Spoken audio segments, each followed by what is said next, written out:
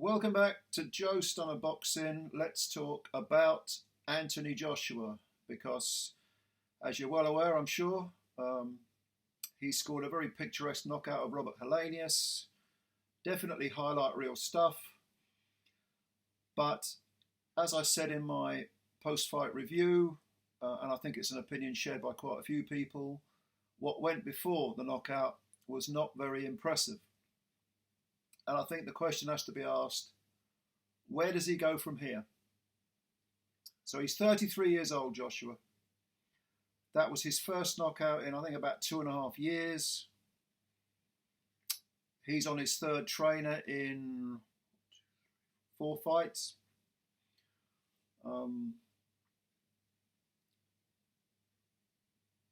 lot of people were critical of Robert McCracken, and I could see why, to be honest with you.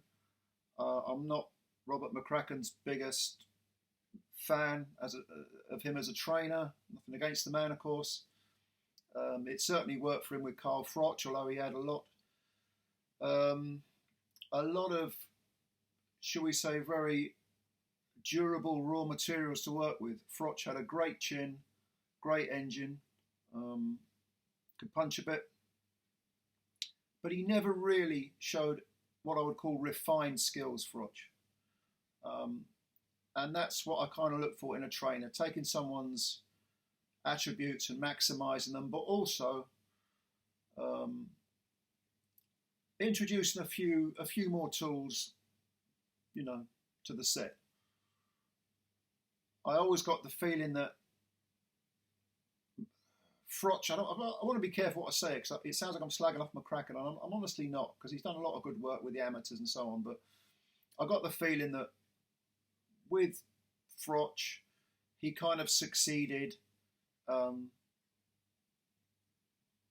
in spite of McCracken, but he would have succeeded anyway with another trainer. Let's put it that way. A trainer who's got more strings to his bow.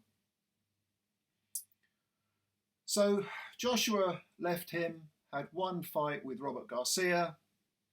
That was never really going to work out because Garcia was just sort of brought in for one fight.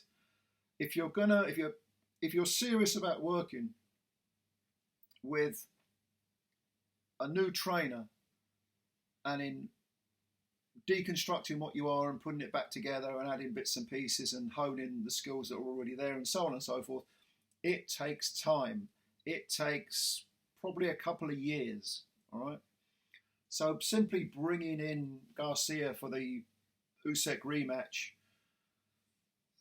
okay, maybe it freshened up the camp a bit, offered something new, but that's Alexander Usyk you're going in there with. You want to be firing on absolute all cylinders, and you want to have someone in your corner, especially if you're of Joshua's mindset, Joshua being the sort of person who wants his corner to tell him exactly what to do. You've got to be in there with someone you absolutely trust, and you can't trust someone unless you really know them. So one fight with Garcia, it was never really going to happen. So we move on to Derrick James. He's now had 2 fights with Derrick James. It's still not nearly enough because he's only been with Derrick James for less than a year. Again, I think you've got to have 2 years and probably about 5 fights before you even see those shoots of recovery coming through. You know what I mean? And my first reaction with the Jermaine Franklin fight, I wasn't that fussed with it, to be honest with you. I thought it was okay, but it was the first fight between the two, together. So I wasn't going to read too much into it. And I thought people were being a bit overcritical of Joshua because of that one fight. However, with this one with Helenius, and I accept that he's a late replacement, and I accept that he's a big guy and had a good jab and so on, but I just didn't see anything other than a fighter who was almost reading from a script. Nothing seemed to feel natural. Yes, he was doing a few things that a little differently. I mean, Joshua's always had a pretty good jab. He was doubling it up, changing the level, body to head, head to body, and so on. And in fact, the knockout came from that, although again, it came against Robert Helenius, a man who notoriously holds his hands wide and extended So there were plenty of gaps to thread that big right hand through. It was a nice finish, but against someone else, is he going to get that done? You know, I don't think so. We know Joshua's got power anyway. I think it was noticeable that the fans started booing in the third round, I think it was. And it's not, I don't think it's problematic because it's a boring contest. I think it's problematic because it's boring and we're not really seeing Joshua do anything particularly impressive. It's not like suddenly he had some great defence, because by the end of the fight, I mean, well, actually by the second round, he had a slightly, not bloodshot eye, but it was some discoloration. Certainly beneath the eye, there was a slight swelling. And Helenius, his jab, busted up Joshua's nose. I mean, I'm not saying he busted, I don't think he busted his nose, but there was blood coming out of his nose and there was blood coming out of his lips, out of his mouth.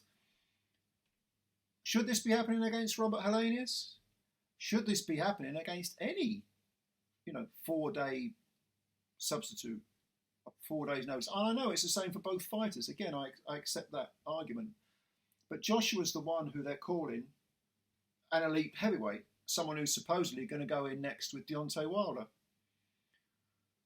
Barry Jones was one of the commentators, the post-fight commentators, and he said something that instantly I agreed with.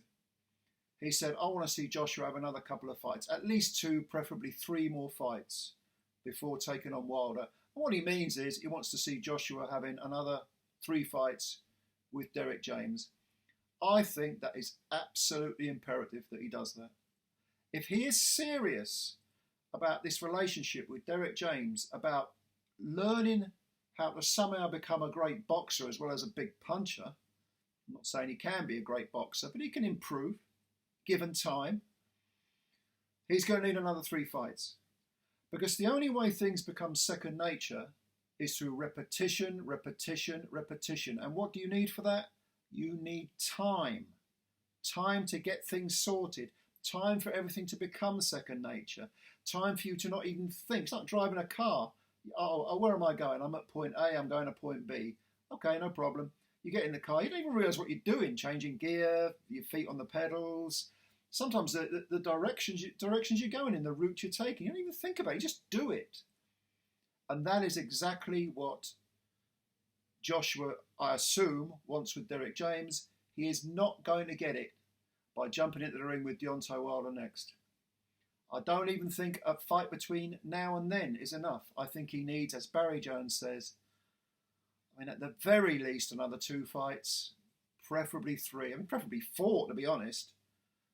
And really he needs time with James. Not just to work on the technical things, but to work on his psychology. Because he did look like a guy who was just going through a script, second guessing himself repeatedly, constantly wondering, okay, what do we do next? Right, what do we do in the gym? What's next? Okay, no, I did that. Okay, now then, I need to get into a position where I can do this, and then, well, should I do that? Maybe I should do it. This is what it's smacked of: indecision and insecurity.